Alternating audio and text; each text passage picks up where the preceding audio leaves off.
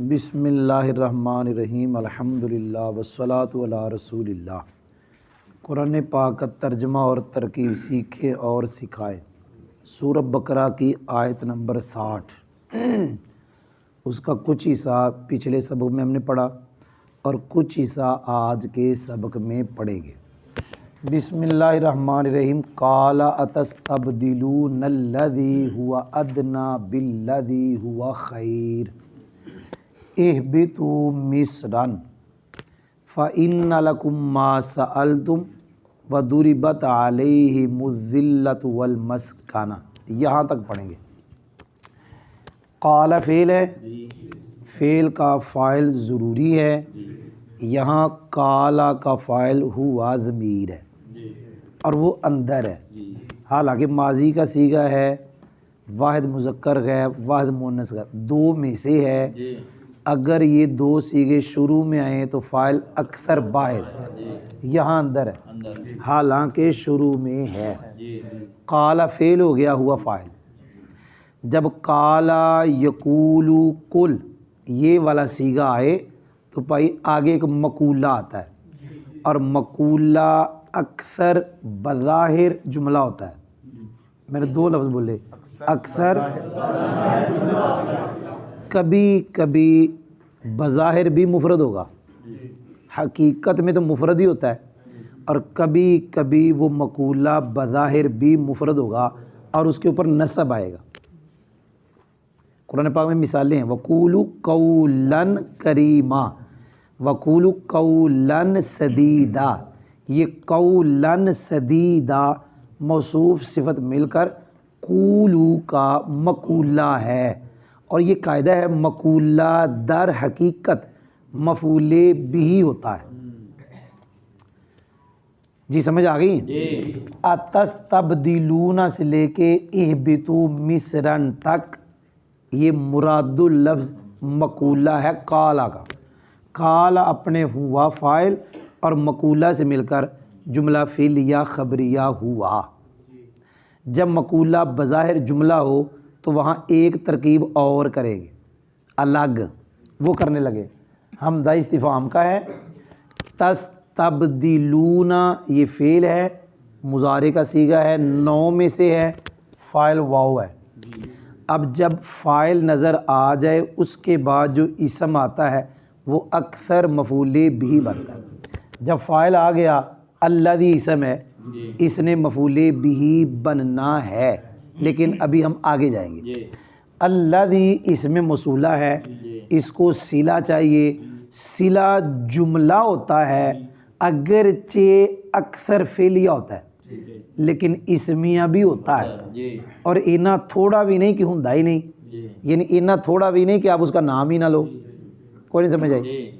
جملہ اسمیہ بھی صلہ بنتا ہے، جیسے یہاں پہ الذی موصولہ ہے، ہوا ضمیر مرفوع منفصل مبتدا ہے، ادنا یہ اس میں تفضیل ہے، اس کا فاعل اس کے اندر ہے۔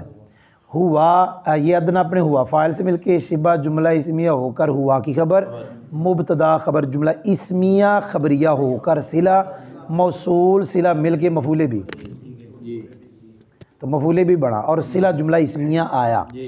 باجار الذی پھر اس میں موصولہ، اور پھر یہاں صلہ جملہ اسمیہ آیا۔ ہوا ضمیر مرفوع منفصل مبتدا، خیرون اس کی خبر، مبتدا خبر جملہ اسمیہ خبریہ ہو کر صلہ، موصول صلہ مل کے باجار کا مجرور، جار مجرور مل کے ظرف لاغ متعلق ہوئے تستبدلون، فعل اپنے فاعل مفعول بھی اور متعلق سے مل جملہ فعلیہ انشائیہ ہوا کیونکہ حمزہ استفہام۔ اہبطوا مصرا، اہبطوا، اہبطوا یہ فعل ہے، واو ضمیر اس کا فاعل ہے، یہ امر کا صیغہ ہے اضربوا سے، اہبطوا فعل واو ضمیر فاعل، مصرا یہ مفعول فی ہے، مفعول منصوب تو نظر آ رہا ہے، دھیان نہ سننا میں کی کہنے لگا۔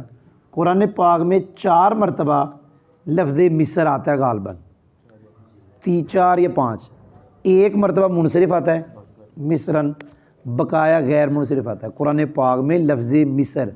یہ میں نے سبق پڑھایا ویڈیو یوٹیوب پہ، 4 ہے یا 5 ہے ذہن میں نہیں ابھی، بہرحال ایک مرتبہ منصرف ہے یہ پکا ہے، اور بقیہ غیر منصرف قرآن پاک میں۔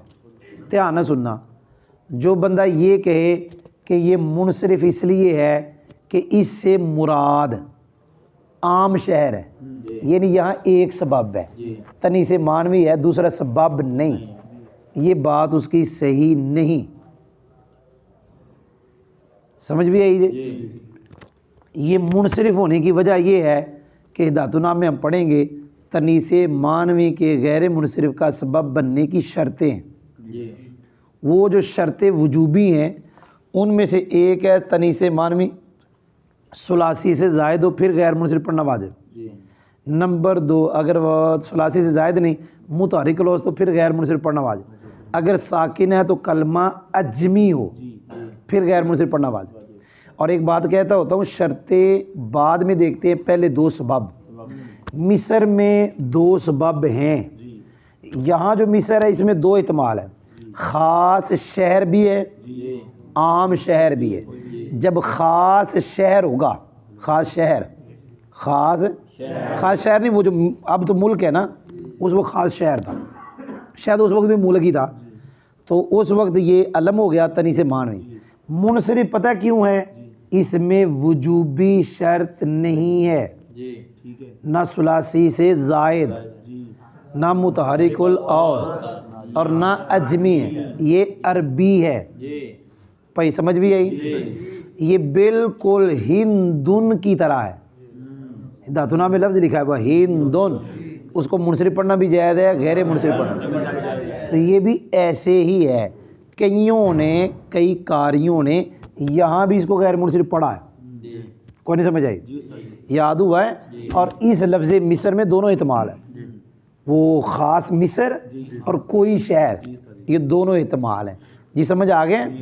اعلیٰ سرکار رحمۃ اللہ علیہ نے ترجمہ ہی ایسا کیا کہ جس سے سمجھ آ رہا ہے اس میں دونوں احتمال، تھوڑا سمجھ نہیں آئی؟ چلو میں اتنا ترجمہ کرتا ہوں پھر اس کا تمہیں ترجمہ سمجھ آئے گا۔ اعلیٰ سرکار نے ترجمہ ایسا کیا ہے، قال موسیٰ علیہ السلام نے کہا، اتستبدلون، یہ باب استفعال ہے، باب استفعال میں طلب والا معنی ہوتا ہے مانگنا، کوئی نہیں سمجھ آئی؟ ترجمہ کیا اعلیٰ سرکار نے کہ موسیٰ علیہ السلام نے فرمایا کیا اتستبدلون، کیا تم مانگتے ہو، الذی ہوا ادنا، وہ جو ادنا ہے، بالذی ہوا خیر، اس کے بدلے جو بہتر ہے، وہ جڑا انہاں واسطے آندا ہی منو سلوا، تے وہ آندے نہیں اے کہ وہ اللہ کو دعا کرو یخرج لنا مما تنبت الارض من بقلها وقثائها وفومها، کوئی نہیں سمجھ آئی؟ قال موسیٰ علیہ السلام نے فرمایا کیا الذی ہوا ادنا، با محاورہ ترجمہ کیا، ادنا چیز کو، کیا ادنا چیز کو، یہ کو مفعول بھی ہے، الذی اس کو، جو ادنا ہے اس کو مانگتے ہو، بالذی ہوا خیر، اس کے بدلے جو بہتر ہے، کوئی نہیں سمجھ آئی؟ کیا اس کو جو ادنا ہے مانگتے ہو اس کے بدلے جو بہتر ہے۔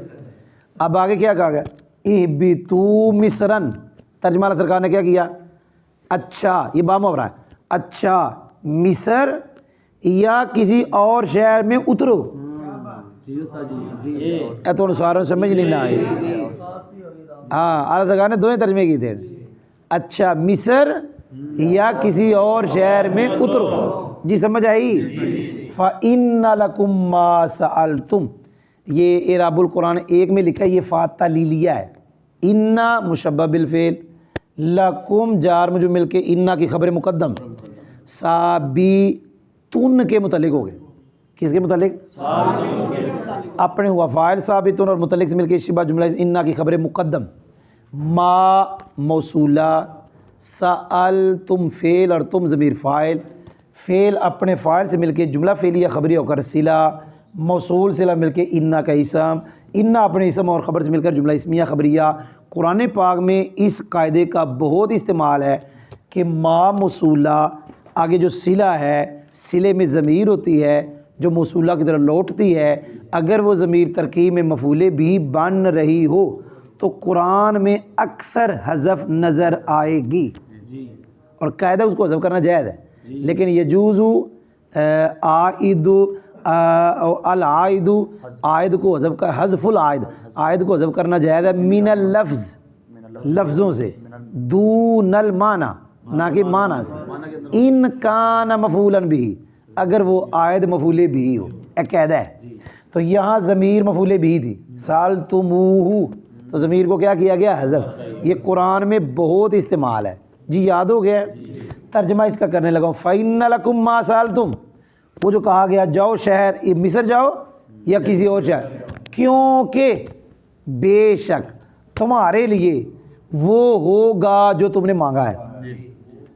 جو تم منگن رہے ہو دالاں تے گندم تے پیاز، جو ککڑی جو مانگ رہے ہو، جاؤ تھے مصر جاؤ یا کسی، کیونکہ بے شک تمہارے لیے ماں وہ ہے جو تم نے مانگا ہے، جس کا تم نے سوال. وَضُرِبَتْ عَلَيْهِمُ الذِّلَّةُ وَالْمَسْكَنَةُ، یہ واو استنافیہ ہے، دُرِبَتْ فعل ہے، علیہم اس کا متعلق ہے، الذِّلَّةُ معطوف علیہ ہے، والمسکنۃ کا اس پہ عطف ہے، معطوف علیہ معطوف مل کے اس کا نائب فعل ہے. فعل اپنے نائب فعل اور متعلق سے مل کر جملہ فعلیہ خبریہ. دوری بت علیہم، اور ان پر، ذلت یعنی خاری، والمسکنہ اور ناداری، دوری بت مقرر کر دی گئی، مقرر